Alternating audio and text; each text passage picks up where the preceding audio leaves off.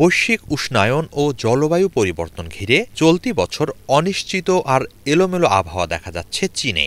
দেশটির বিভিন্ন স্থানে চলমান তীব্র তাপপ্রবাহের মাঝেই অনেক এলাকায় দেখা দিচ্ছে ভারী বৃষ্টি, বন্যা ও টর্নেডোর মতো দুর্যোগ। চীনের আবহাওয়া অফিস সতর্কতা জানিয়ে বলেছে, এবছর তাপমাত্রা আরও বাড়তে পারে। একই সাথে দেখা যেতে পারে ঘন ঘন ও অপ্রত্যাশিত বৃষ্টিপাত।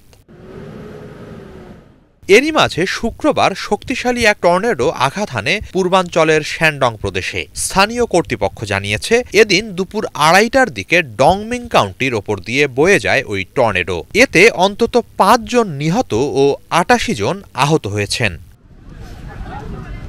কাউন্টির জরুরি ব্যবস্থাপনা ব্যুরো জানায়, টর্নেডোর পরপরই আহতদের উদ্ধার করে হাসপাতালে নেওয়া হয়। এতে কী পরিমাণ ক্ষয়ক্ষতি হয়েছে তা নিরূপণে তদন্ত চলছে। প্রাথমিক পরিসংখ্যান অনুসারে এ টর্নেডোতে ২,৮০০-র বেশি বাড়িঘর ও ৪,০০০ একর জমির ফসল ক্ষতিগ্রস্ত হয়েছে।